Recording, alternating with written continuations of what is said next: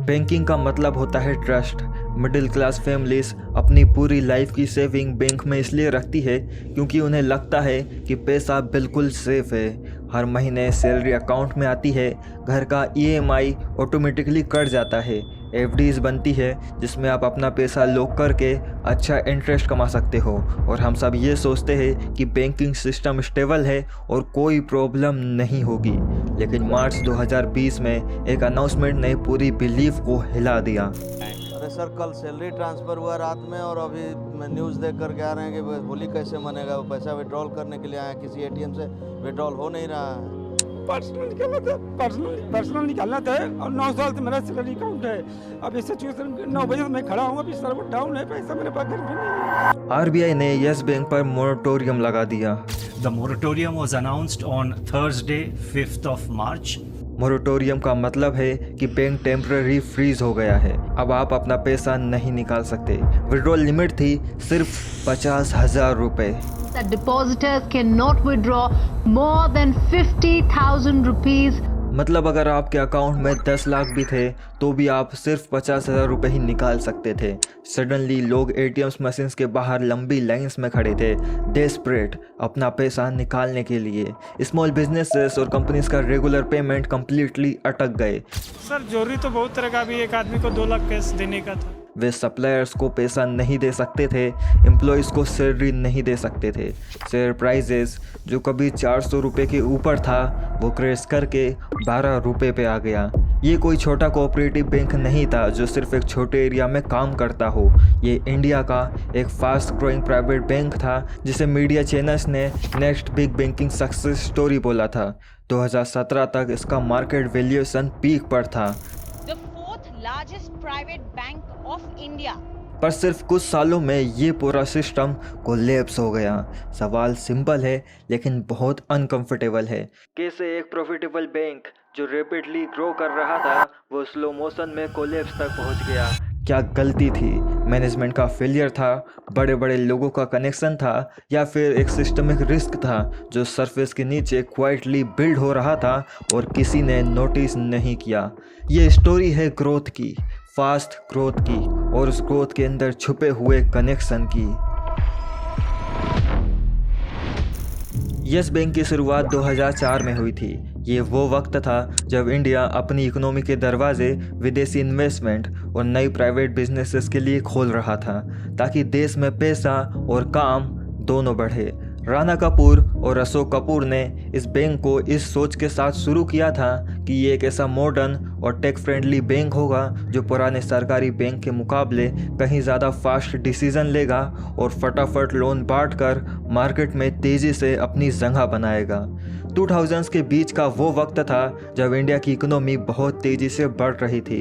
हर तरफ काम हो रहा था, चाहे वो सड़कें और एयरपोर्ट बनाने जैसे बड़े प्रोजेक्ट हो, प्रॉपर्टी मार्केट में आई तेज़ी हो या नई एयरलाइन का आना। यहाँ तक कि वो प्राइवेट कंपनीज जो बैंक की तरह लोन देती है उनका भी मार्केट में बोलबाला था। इन सभी कामों के लिए हर जगह बड़े लेवल पर पैसों की ज़रूरत थी और यस बैंक ने इसी मौके का फ़ायदा उठाने का सोचा।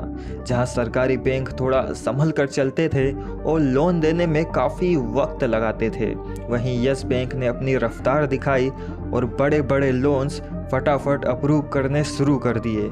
मार्केट को लगा कि ये बैंक काफ़ी फास्ट और स्मार्ट काम कर रहा है। इसका नतीजा ये हुआ कि जो बड़ी बड़ी कंपनीज और लोग मार्केट में पैसा लगाते हैं उन्हें लगने लगा कि यही बैंक इंडिया का असली फ्यूचर रेडी बैंक है। 2005 से 2015 के बीच यस बैंक ने इतनी तेज़ी से लोन बांटे कि उनका पूरा कारोबार आसमान छूने लगा। सिचुएशन ये थी कि हर साल ये बैंक 20% से लेकर 40% की रफ्तार से बढ़ रहा था। नेट प्रॉफिट बहुत सॉलिड दिख रहे थे। बैंक अपने पैसे और रिसोर्सेज का इस्तेमाल इतनी समझदारी से कर रहा था कि वो मार्केट में सबको कड़ी टक्कर दे रहा था। नया पैसा जुटाना या इन्वेस्टर से फंडिंग लेना उनके लिए बाएं हाथ का खेल था, क्योंकि दुनिया भर की बड़ी बड़ी इन्वेस्टमेंट कंपनीज को उन पर पूरा भरोसा था। मीडिया में भी हर तरफ यही हेडलाइन रहती थी कि यस बैंक बैंकिंग की दुनिया का सबसे नया और बड़ा खिलाड़ी बन चुका है। एक और इम्पोर्टेंट चीज़ थी पोजीशनिंग। यस बैंक अपने आप को एक ऐसे बैंक के रूप में रिप्रेजेंट करता था जैसे कि उसे मार्केट की हर चीज़ के बारे में पता हो। वो अलग अलग इंडस्ट्रीज़ के बारे में इतनी गहरी और डिटेल रिसर्च रिपोर्ट निकालते थे कि लोगों को उनकी इंटेलिजेंस पर पूरा भरोसा हो गया था। इस ब्रांडिंग की वजह से मार्केट में उनकी इमेज एक बहुत ही प्रोफेशनल और बड़े लेवल पर धंधा बनाने वाले बैंक की बन गई थी। 2017 तक यस बैंक का स्टॉक प्राइस अपने सबसे ऊंचे स्तर पर था। स्टॉक मार्केट में बैंक की मार्केट वैल्यू इतनी बढ़ गई थी कि हर कोई हैरान था और मार्केट के बड़े बड़े एक्सपर्ट भी उनकी इस कामयाबी को बिल्कुल सही ठहरा रहे थे। आम लोगों की नज़र में भी बैंक की इमेज एकदम चमक रही थी। लेकिन इस रैपिड एक्सपेंशन के अंदर एक ऐसा पैटर्न डेवलप हो रहा था जो डेंजरस था। बैंक ने अपने रिस्क को कम करने के लिए पैसों को अलग अलग जगह बांटने के बजाय कुछ ऐसी बड़ी कंपनीज को बहुत ज़्यादा लोन दे दिया था जहां पैसे डूबने का खतरा सबसे ज़्यादा था। ये रफ्तार सिर्फ फास्ट नहीं थी, ये हद से ज़्यादा अग्रेसिव और खतरों से भरी हुई थी। यहीं से कहानी का रुख धीरे से बदलना शुरू होता है। ऊपर से देखने पर तो नंबर्स बहुत ही स्ट्रॉन्ग और मजबूत दिख रहे थे, सब कुछ सही लग रहा था, लेकिन बैंक की बैलेंस शीट और उनकी पूरी फाइनेंशियल रिपोर्ट के अंदर ये साफ दिख रहा था कि वो किस तरह की कंपनीज को लोन दे रहे हैं। पैसे बांटने का ये पूरा ढंग बदल रहा था और पहले से कहीं ज़्यादा खतरनाक होते जा रहा था। सवाल अब ये नहीं था कि बैंक इतनी तेज़ी से आगे कैसे बढ़ रहा है, असली सवाल तो ये था कि इस ग्रोथ का फ्यूल क्या है। क्या ये बैंक की अपनी असली काबिलियत और ताकत है या फिर ये सिर्फ खतरनाक दाव लगाने का नतीजा है। राणा कपूर का बैकग्राउंड ट्रेडिशनली बैंकिंग से ही आता है। उन्होंने अपना करियर एंस ग्रीनलैंड जैसे एक बड़े इंटरनेशनल बैंक और फिर रोबो बैंक जैसे डच बैंकिंग जाइंट के साथ बिल्ड किया। So I honestly really enjoyed my assignment with ANZ Greenlays as the head of investment banking for about 2.5 years. And then I continued in a semi-investment banking format at Rabo India Finance between 98 until almost end of 2003. उनकी personality काफ़ी aggressive थी। वो अपने बड़े connections और मजबूत रिश्तों के ज़रिए काम निकलवाने में माहिर थे और उनके लिए डील्स को जल्द से जल्द फाइनल करना ही सबसे बड़ी प्रायोरिटी मानी जाती है। Well, end of the day, if you have to be a successful entrepreneur, building a network, business, social, and otherwise, and keeping very strong relationships, strong interpersonal, is a very important ingredient. उनका strong believe था कि India की banking sector में एक ऐसी gap है जहां बड़े कॉरपोरेट्स पर फोकस करने वाला हाई स्पीड कोई न्यू बैंक राज कर सकता है। कि हम अपने कंट्री में एक बड़ा कॉम्प्रिहेंसिव बैंक बनाएं और इसी को हम ग्रो करें और एक मीडियम से लार्ज बनाएं, क्योंकि ये जो अपॉर्चुनिटी इंडिया में ये नेक्स्ट 40 इयर्स के लिए है। यस बैंक की शुरुआती स्ट्रेटजी सिंपल लेकिन बहुत पावरफुल थी। वो कुछ इस तरह थी कि बड़ी कंपनीज को फटाफट पैसे प्रोवाइड करो, पर्सनल कनेक्शंस और भरोसे के दम पर लोन बांटो और सरकारी बैंक की लंबी कतारें और पेपर वर्क की सुस्ती का पूरा फ़ायदा उठाओ। ये मॉडल शुरुआती सालों में बिल्कुल सही काम करता दिखाई दिया। इसका नतीजा ये हुआ कि constructions, property development, energy sector के बड़े बड़े प्रोजेक्ट और फाइनेंस देने वाली कंपनीज जैसे हर सेक्टर में बैंक ने तेज़ी से अपना लोन बांट दिए। 2008 के ग्लोबल फाइनेंशियल क्राइसिस के बाद जब पूरी दुनिया की इकोनॉमी धंस रही थी और बड़े बड़े बैंक फेल हो रहे थे, तब इंडिया रिलेटिवली स्टेबल रहा।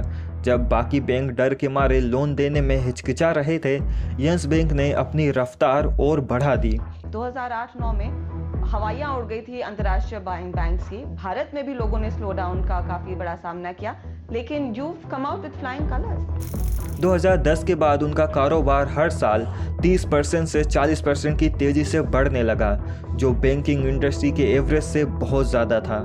We grew the loan book at 30%.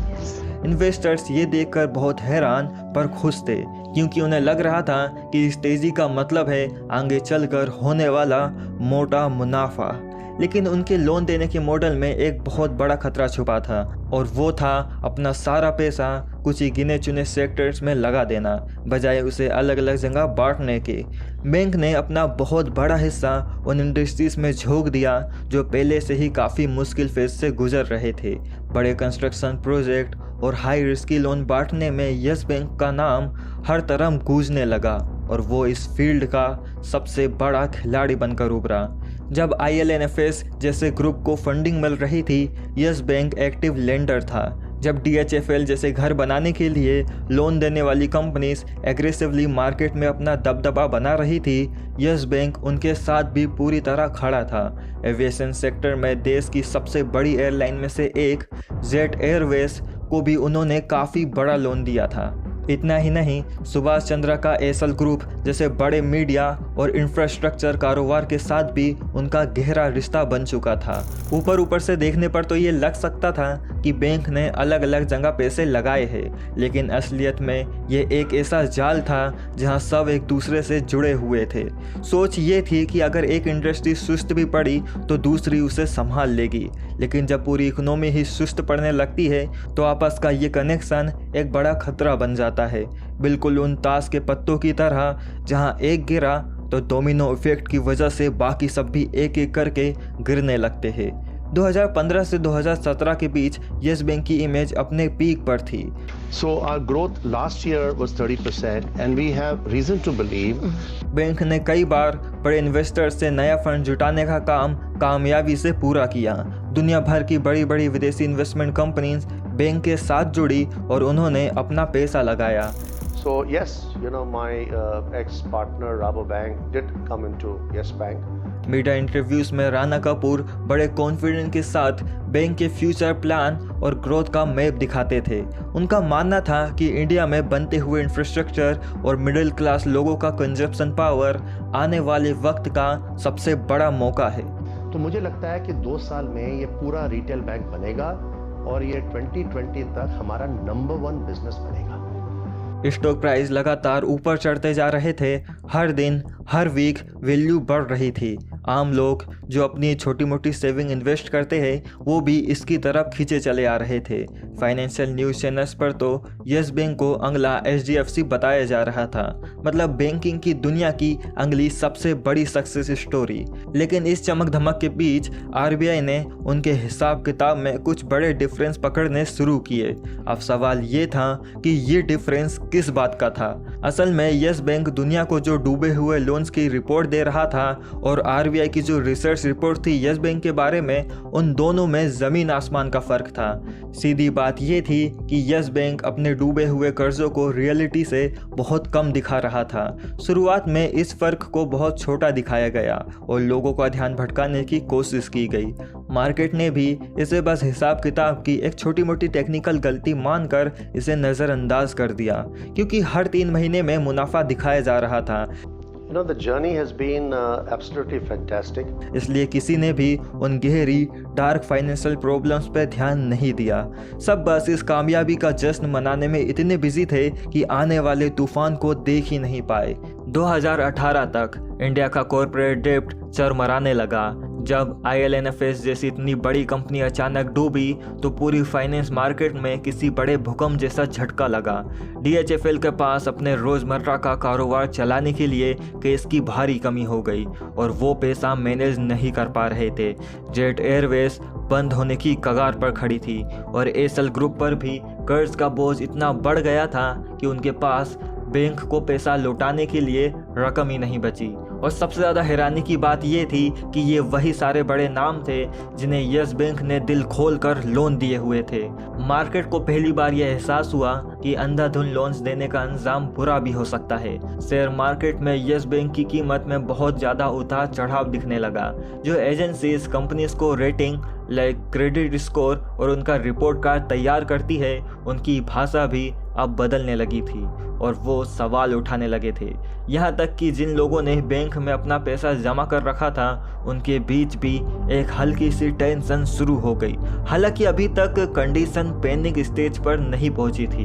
RBI ने राणा कपूर का CEO टर्म एक्सटेंड करने से मना कर दिया, उन्हें कंटिन्यू नहीं होने दिया। ये एक बहुत बड़ा इशारा था। जब बैंकिंग सिस्टम का बॉस RBI ही किसी बैंक के CEO को काम जारी रखने की इजाज़त नहीं देती है तो पूरे मार्केट में ये साफ मैसेज चला जाता है कि बैंक के मैनेजमेंट और काम करने के ढंग में कुछ बहुत बड़ी गड़बड़ी है। इससे लोगों में फ्यूचर को लेकर डर और बढ़ गया। 2019 के शुरुआत तक येस बैंक की जो पॉपुलर सक्सेस स्टोरी थी वो अब एक बहुत बड़े सवाल में बदल चुकी थी। लोन्स तो उन्होंने बहुत बड़े लेवल पर बांटे थे, लेकिन अब उन कर्जों की असली कीमत और लोगों का पैसा लौटाने की ताकत पर सबको शक होने लगा था। नया पैसा जुटाना अब पहाड़ चढ़ने जैसा मुश्किल काम हो गया था, क्योंकि इन्वेस्टर्स पूरी तरह डर गए थे। बड़ी बड़ी इन्वेस्टमेंट कंपनीज का भरोसा अब टूट चुका था और उनका ट्रस्ट बैंक से धीरे धीरे खत्म होता जा रहा था। फिर भी बैंक ऑफिशियली कोलैप्स स्टेज पर नहीं था। ब्रांचेस खुली थी और काम कर रही थी। रोज़मर्रा की बैंकिंग और लोगों के पैसे का लेन देन बिल्कुल नॉर्मल चल रहा था। कागज़ों पर तो बैंक अभी भी मुनाफा ही दिखा रहा था, लेकिन ये सिर्फ एक दिखावा था। जो रफ्तार पहले कभी ना रुकने वाली लग रही थी, वो असल में उधार लिए हुए पैसों के दम पर खड़ी की गई थी। जो बड़े बड़े कॉरपोरेट्स के साथ बैंक के रिश्ते उनकी सबसे बड़ी ताकत और पहचान मानी जाती थी, वही अब उनकी सबसे बड़ी कमजोरी बन चुकी थी, क्योंकि सारा पैसा वहीं फंसा हुआ था। 2017 के बाद सरफेस पर ग्रोथ विजिबल थी और सेलिब्रेशन चल रहे थे, लेकिन अंदर ही अंदर प्रॉब्लम्स क्वाइटली बढ़ रही थी। ये परेशानी किसी एक लोन की वजह से नहीं थी, बल्कि यह नतीजा था उनकी उस गलती का जहां उन्होंने अपना सारा पैसा गिने चुने रिस्की सेक्टर्स में ही झोंक दिया था। जब एक बैंक बार बार ऐसी बड़ी कंपनीज को और पैसा देता है जो पहले से ही कर्ज के नीचे दबी हुई है, तो शुरुआत में तो मुनाफा चमकता हुआ दिखाई देता है, क्योंकि ब्याज का पैसा आ रहा होता है। लेकिन लंबे वक्त में ये एक ऐसा खतरनाक दलदल बन जाता है जहां से बैंक के लिए अपना दिया हुआ पैसा वापस निकालना लगभग नामुमकिन हो जाता है। येस बैंक का पैसा उन कंपनियों में फंस चुका था जो खुद मुश्किल में थी। मतलब सबसे ज़्यादा लोन्स उन्होंने रिस्की कंपनीज को दे दिए थे। IL&FS जैसी इंफ्रास्ट्रक्चर फाइनेंसिंग की दुनिया का सबसे बड़ा और भरोसेमंद नाम माना जाता था। सितंबर 2018 में अचानक अपना कर्ज लौटाने की हालत में नहीं रहा और उसने अपने हाथ खड़े कर दिए। Infrastructure finance company IL&FS defaulted on payments to its lenders and triggered a panic in the Indian financial markets. IL&FS का ये कोलैप्स कोई ऐसी घटना नहीं थी जो सिर्फ एक कंपनी तक खत्म हो जाए। इसने मार्केट में पैसों का लेन देन और उनके रोटेशन के पूरे सिस्टम को ही तहस नहस कर दिया था। अब हर तरफ यही चर्चा होने लगी कि येस बैंक का कितना पैसा इस दलदल में फंसा हुआ है, और न्यूज़ चैनल से लेकर मार्केट एक्सपर्ट तक इसी पर गरम डिबेट करने लगे। Understand that every loan does not equal to bad loan. You have to understand that. Just because a bank has increased. इसके बाद DHFL का क्राइसिस आया, जो एक और बड़ा झटका था। हाउसिंग फाइनेंस की दुनिया में बहुत तेजी से पैर फैलाने के बाद DHFL के पास अचानक अपने रोजमर्रा का कारोबार चलाने के लिए कैश की भारी कमी हो गई। An 1150 crore rupee missed payment by DHFL on the 4th of June proved to be the debt market's worst fears coming true. कई रिपोर्ट्स ने यह साफ इशारा किया कि येस बैंक का एक बहुत बड़ा हिस्सा DHFL में अभी भी फंसा हुआ था। देखिए, जब मार्केट में पैसों का फ्लो रुकता है तो कर्ज लौटाने का रिपेमेंट साइकिल ही थम जाता है। अक्सर बड़ी कंपनीज अपने पुराने लोन्स को चुकाने के लिए नया लोन लेती है, लेकिन अगर ये नया पैसा मिलना बंद हो जाए तो पूरी चेन टूट जाती है और हर जगह अफरा तफरी मच जाती है। इसी बीच जेट एयरवेज का ऑपरेशन पूरी तरह बंद होना एविएशन सेक्टर की उन गहरी कमजोरियों को सबके सामने ले आया जो अभी तक पर्दे के पीछे थी। India's biggest private international airline is grounded. Jet Airways has suspended operations. Jet Airways has no money. It has no lenders. It is struggling to survive. Airlines का काम वैसे ही बहुत ही कम मुनाफे वाला बिजनेस है, जहां बचत बहुत मुश्किल से होती है। हद से ज़्यादा कर्ज और फ्यूल की कीमतों में होने वाला उतार चढ़ाव ने इस एयरलाइन को इतना कमज़ोर कर दिया कि वो घुटने टेकने पर मजबूर हो गई। येस बैंक उन बैंक्स में से एक था जिनके दिए हुए लोन्स अब पूरी तरह खतरे में पहुंच चुके थे। मतलब अब उस पैसों की रिकवरी की उम्मीद लगभग खत्म हो रही थी। ये सारे नाम जो मैंने मेंशन किए वो आइसोलेटेड नहीं थे, ये एक इंटरकनेक्टेड कॉर्पोरेट वेव का पार्ट था, जैसे स्पाइडर वेव। असल में ये पूरा सिलसिला एक दूसरे से जुड़ा था। बड़ी कंस्ट्रक्शन कंपनीज NBFCs से पैसा लेती थी और ये NBFCs बैंक से फंडिंग उठाती थी।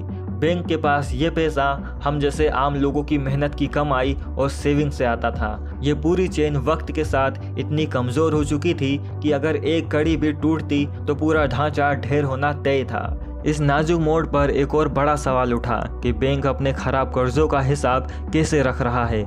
आरबीआई की जांच में ये बार बार निकल कर आया कि बैंक ने जो नुकसान दुनिया को दिखाया और जो असलियत उनके अकाउंट में थी, उन दोनों में ज़मीन आसमान का फ़र्क था। साफ दिख रहा था कि बैंक दिखावे के लिए अपने डूबे हुए लोन्स को असलियत अमाउंट से बहुत ही कम दिखा रहा था। जब ये अंतर सबके सामने आया तो ये एक खतरे की घंटी थी कि बैंक की रिपोर्ट पर अब आंख बंद करके भरोसा नहीं किया जा सकता। शुरुआत में तो बैंक के मैनेजमेंट ने इस अंतर को जस्टिफाई करने की कोशिश की और लोगों ने उनकी बात मान भी ली, क्योंकि ग्रोथ स्टोरी में बिलीव करना ईजी था। लेकिन जब ये गलत रिपोर्टिंग बार बार होने लगी तो बैंक को शक की निगाहों से देखा जाने लगा।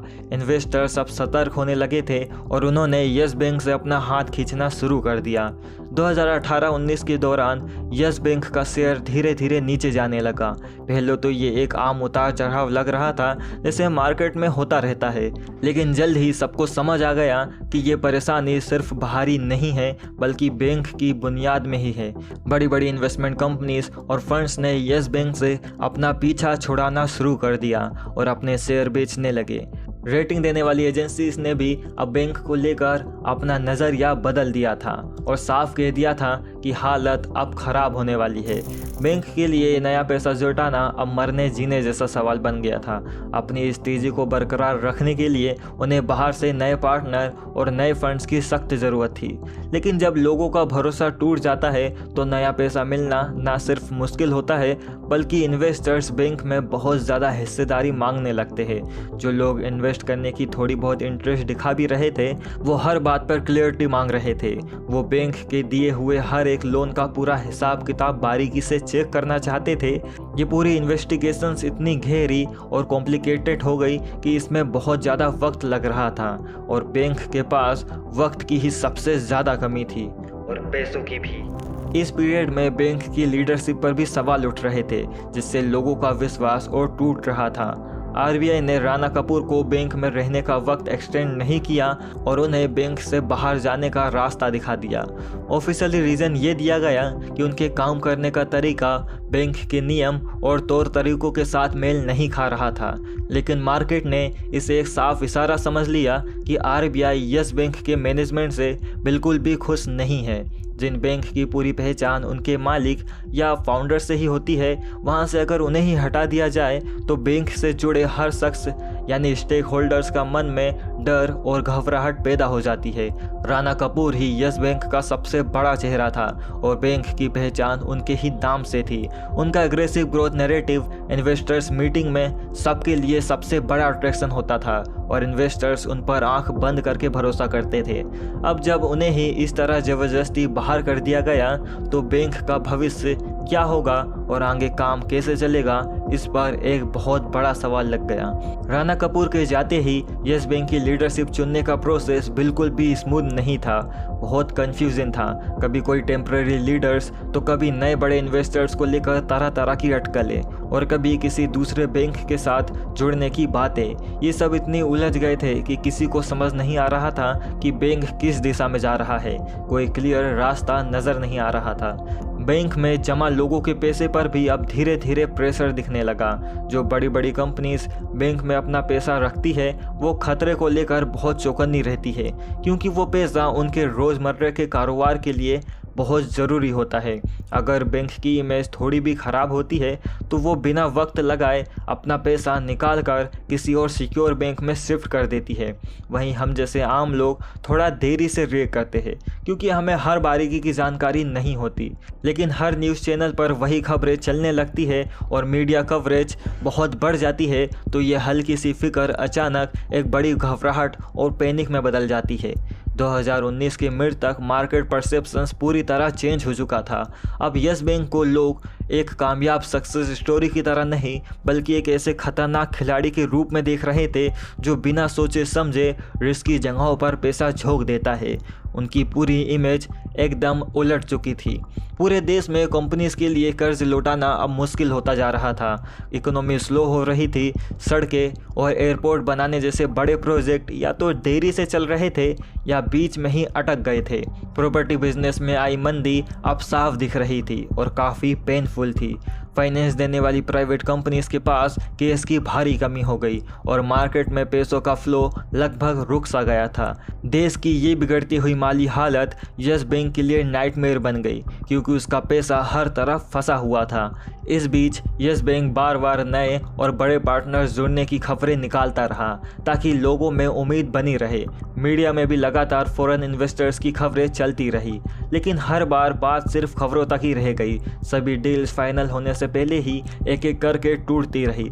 मार्केट ने इसे एक बहुत नेगेटिव सिग्नल माना क्योंकि अब यह साफ हो रहा था कि कोई भी समझदार इन्वेस्टर्स इस बैंक में अपना पैसा लगाने को तैयार ही नहीं है। स्टॉक प्राइस जो कभी 400 रुपये टच करने वाला था वो स्लाइड करते करते 12 रुपये पे आ गया। इसका मतलब था कि लोगों की 90% से ज़्यादा जमा पूंजी और उनकी मेहनत की कमाई एक तरह से मिट्टी में मिल चुकी थी। वो आम लोग जो मार्केट की तेज़ी के नशे में शेयर खरीद चुके थे वो अब बुरी तरह फंस गए। वो ना तो शेयर बेच पा रहे थे क्योंकि नुकसान इतना बड़ा था कि उसे एक्सेप्ट करना नामुमकिन लग रहा था। आरबीआई ने यस बैंक पर अपनी कड़ी नज़र रखना शुरू की और हर एक ट्रांजैक्शंस की बारीकी से जांच बढ़ा दी। यस बैंक को चलाने के ढंग और रिस्क मैनेजमेंट पर भी अब सवाल उठने लगे थे। हालांकि आरबीआई पब्लिक स्टेटमेंट को बहुत ही सोच समझ कर दे रही थी, लेकिन बैंक की हालत अब पूरी तरह दुनिया के सामने खुल चुकी थी। अब कोई भी देख सकता था कि बैंक कितनी बड़ी मुश्किल में फंसा हुआ है। हर 3 महीने में ये मुश्किल थोड़ा और बढ़ जाती जब भी कोई बड़ी कंपनी अपना कर्ज लौटाने में नाकाम होती। मार्च 2020 सिचुएशन एब्सोल्युटली क्रिटिकल स्टेज पर पहुंच चुकी थी। बार बार कोशिश करने के बावजूद बैंक में नया पैसा लाने की हर उम्मीद टूट रही थी और कोई भी रास्ता साफ नहीं हो रहा था। अब ये सबके सामने आ चुका था कि बैंक के पास रोज़मर्रा के लेन देन के लिए कैश की भारी कमी हो गई है। मार्केट का भरोसा अब पूरी तरह खत्म हो चुका था। 5 मार्च 2020 को आरबीआई ने एक ऐसा फैसला लिया जिसने पूरे देश को हिला कर रख दिया। यस बैंक पर मोरेटोरियम लगा दिया गया। The moratorium was announced on Thursday, 5th of March. इसका मतलब ये था कि बैंक को कुछ वक्त के लिए पूरी तरह फ्रीज कर दिया गया था और हर डिपॉजिटर के लिए पैसे निकालने की लिमिट सिर्फ 50,000 रुपये कर दी गई। That depositors cannot withdraw more than 50,000 rupees. ये खबर पूरे देश में बिजली गिरने जैसी थी। एक ऐसा कदम जो पहले कभी नहीं देखा गया था। एटीएम्स के बाहर तुरंत लाइन लग गई। लोग डेस्परेटली अपना पैसा निकालने को लंबी लाइन में खड़े थे। ये सिर्फ लोगों की भीड़ नहीं थी, ये उनका डर था जो सड़कों पर दिख रहा था। छोटे कारोबारी जो अपने हर दिन के लेन देन के लिए पूरी तरह बैंक पर निर्भर थे, उनका काम अचानक थम गया। ना वो सप्लायर्स को पेमेंट कर पा रहे थे और ना ही नया माल खरीदने की उनमें हिम्मत बची थी। डिजिटल पेमेंट के इस दौर में अचानक ऑनलाइन ट्रांजैक्शन पर रोक लगने से सब कुछ जाम हो गया। आम डिपॉजिटर्स जिसने अपनी बेटी की शादी या रिटायरमेंट के लिए पैसे जोड़ कर रखे थे वो अब पैनिक मोड में थे। हर किसी को यही डर सता रहा था कि उनका पैसा हमेशा के लिए डूब जाएगा। वहीं दूसरी तरफ शेयर मार्केट में भी बैंक के शेयर की गिरावट ने सारी हदें पार कर दी थी। ये एक फ्री फॉल मोड था जहां रुकने का नामो निशान नहीं था। शेयर की कीमत गिरते गिरते 12 रुपये तक पहुंच गई थी। वो बैंक जिसकी मार्केट वैल्यू कभी हजारों लाखों करोड़ रुपए में हुआ करती थी, जो एक बड़ा ब्रांड था, वो अब दम तोड़ रहा था। यह सिर्फ फाइनेंशियल कोलैप्स नहीं था, ये ट्रस्ट कोलैप्स था। कॉर्पोरेट इंडिया ने अचानक अपने खतरों को मेजर करना शुरू कर दिया। हर कोई ये देख रहा था कि उनका कितना पैसा कहाँ फंसा है। बैंक्स का एक दूसरे पर भरोसा इतना कमज़ोर हो गया कि उन्होंने आपस में पैसों का लेन देन लगभग बंद कर दिया। कोई किसी पर आंख बंद करके विश्वास नहीं कर रहा था। हर तरफ बस फेयर की बात हो रही थी। सबका एक ही सवाल था, क्या कल कोई और बैंक भी इसी तरह ढेर हो जाएगा? आरबीआई का तुरंत बीच में आना ये साफ दिखाता है कि उनके लिए पूरे देश के बैंकिंग सिस्टम को बचाना सबसे पहली प्रायोरिटी थी। मोरेटोरियम लगाने का असली मकसद था रन ऑन द बैंक जैसी भयानक सिचुएशन को रोकना। देखिए, अगर उस दिन डर के मारे सारे लोग एक साथ अपना पैसा निकालने के लिए बैंक पर टूट पड़ते तो बैंक के पास बचा कुचा पैसा भी खत्म हो जाता और यस बैंक हमेशा हमेशा के लिए बंद हो जाता। पब्लिक डिस्कशंस और मीडिया कवरेज में राणा कपूर का नाम कंट्रोवर्सी सेंटर स्टेज पर आ गया। ईडी, जो हमारी सरकारी जांच एजेंसी है, राणा कपूर को पैसों की हेराफेरी और इलीगल मनी मूवमेंट के आरोप में गिरफ्तार कर लिया। जांच में ये बात बारीकी से देखी जा रही थी कि क्या लोन देने के बदले में पर्सनल फेवर या कमीशन लिया जाने का खेल चल रहा था। कुछ बड़े कॉरपोरेट लोन्स और उनके पीछे हुए पर्सनल ट्रांजैक्शंस अब पूरी तरह शक के घेरे में आ चुके थे। न्यूज़ चैनल्स पर यह कवरेज 24 घंटे चल रही थी। पॉलिटिकल पावर, बड़े कॉरपोरेट कनेक्शंस और गलत तरीके से दिए गए लोन्स, ये सब प्राइम टाइम डिबेट्स का गरम हिस्सा बन चुके थे। लेकिन इतने शोर शराबे के बीच ग्राउंड ऑपरेशंस बहुत ही डरावना था। बैंक उस वक्त एक तरह से लॉक्ड था, सब कुछ थम गया था। कस्टमर्स अपने पैसों को लेकर पूरी तरह डरे हुए थे और परेशान थे। बैंक के एम्प्लॉयज़ पर काम का भारी दबाव था और उनका अपना भविष्य अंधेरे में दिख रहा था। वहीं शेयर होल्डर्स के लिए उनकी ज़िंदगी भर की कमाई एक तरह से पूरी साफ हो चुकी थी। उनकी वेल्थ मिट्टी में मिल गई थी।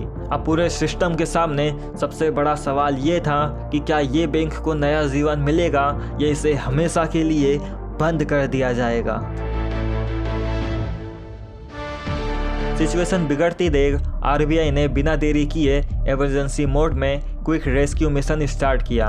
Swift action has been taken by the Reserve Bank of India and by the government. There has been very active coordination between the Government of India, the Finance Ministry and the Reserve Bank. देश के सबसे बड़े सरकारी bank SBI को इस पूरे rescue mission का captain बनाया गया। एसबीआई ने आगे बढ़कर बैंक की करीब 49% हिस्सेदारी लेने का फैसला किया, यानी अब यस बैंक की कमान और उस पर कंट्रोल पूरी तरह एसबीआई के हाथों में था। लेकिन ये लड़ाई सिर्फ एक बैंक की नहीं थी, देश के कई बड़े प्राइवेट बैंकों को भी इस मिशन में जोड़ा गया ताकि सब मिलकर इस डूबते हुए यस बैंक को बचा सके। Public sector segment led by the State Bank of India and major private sector players, major private sector banks have joined hands to revive the Yes Bank and to take the restructuring scheme forward. Government level पर भी इस rescue mission को तुरंत approve किया गया और yes bank में हजारों करोड़ रुपए का नया पैसा डाला गया। बैंक के अंदर एक बड़ा बदलाव लाया गया। पुरानी मैनेजमेंट की पूरी तरह छुट्टी कर दी गई और बोर्ड को नए सिरे से तैयार किया गया।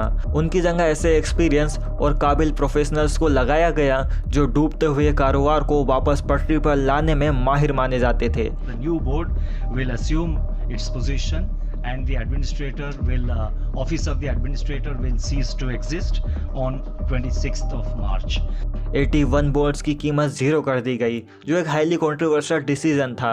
81 बॉन्ड्स एक तरह का बैंक का इमरजेंसी फंड होता है जो वो इन्वेस्टर से एक खास शर्त पर लेते हैं ताकि मुसीबत के वक्त बैंक के पास पैसा रहे। लेकिन जिन लोगों ने इस बॉन्ड में प्रॉफिट की उम्मीद में पैसा लगाया था, उनका पूरा इन्वेस्टमेंट ही एक झटके में खत्म हो गया, मतलब उनकी कीमत जीरो हो गई। इससे ये साफ हो गया था कि जब किसी डूबते हुए बैंक को बचाने का रेस्क्यू प्लान बनता है तो हर किसी को सेफ्टी नहीं मिलती, कुछ लोगों को पीछे छोड़ दिया जाता है। सरकार और आरबीआई के लिए हम जैसे आम डिपॉजिटर्स जिनके बैंक में सेविंग अकाउंट है, उनका पैसा बचाना सबसे पहली प्रायोरिटी थी। The depositors' money is absolutely safe. To all the depositors of Yes Bank, that their money, their deposits with the Yes Bank are completely safe and there is no reason for any undue worry. लेकिन इस चक्कर में share holders और in bond holders को एक बड़ी कुर्बानी देनी पड़ी और उनका सारा पैसा इस रेस्क्यू मिशन की बलि चढ़ गया। कुछ ही हफ्तों में धीरे धीरे मोरेटोरियम हटा दिया गया और ऑल रिस्ट्रिक्शन खत्म कर दी गई। The moratorium gets lifted. धीरे धीरे बैंक के कामकाज फिर से नॉर्मल होने लगे। एटीएम्स में कैश लौट आया और लोगों को उनका पैसा मिलने लगा। डिजिटल बैंकिंग, मोबाइल ऐप्स और इंटरनेट बैंकिंग फिर से काम करने लगे, जिनसे लोगों को एक बड़ी राहत दी। जो डिपॉजिटर पहले पैनिक में बैंक की तरफ दौड़ रहे थे, वो अब सुकून के साथ वापस लौटने लगे। वक्त के साथ वो घबराहट खत्म हुई और माहौल शांत हो गया। इस पूरे रेस्क्यू मिशन का एक ही बड़ा मकसद था, देश के बैंकिंग सिस्टम को मजबूत बनाए रखना और एक बड़े तूफान को आने से रोकना। So as you can see, this has been a very swift and fast action. Yes bank इस हादसे के बाद पूरा खत्म नहीं हुआ। उसका नाम बच गया, लेकिन उसका कोर, उसका काम करने का अंदाज अब बदल गया था। जो बैंक कभी तेज रफ्तार का सिंबल था, अब वही आरबीआई की सख्त निगरानी में हर कदम फूक फूक कर रखने वाला बैंक बन गया। इस क्राइसिस ने यह साफ कर दिया कि आरबीआई पूरे सिस्टम को ढेर होते हुए नहीं देख सकता। एसबीआई की लीडरशिप में जो रेस्क्यू प्लान आया, उसने लोगों का टूटता भरोसा वापस लाया और बड़े खतरों को कंट्रोल किया। कहीं ना कहीं गवर्नमेंट का इंटरफेयर ने उस दिन बैंकिंग की दुनिया को बचा लिया, लेकिन कुछ कड़वे सवाल आज भी हमें परेशान करते हैं।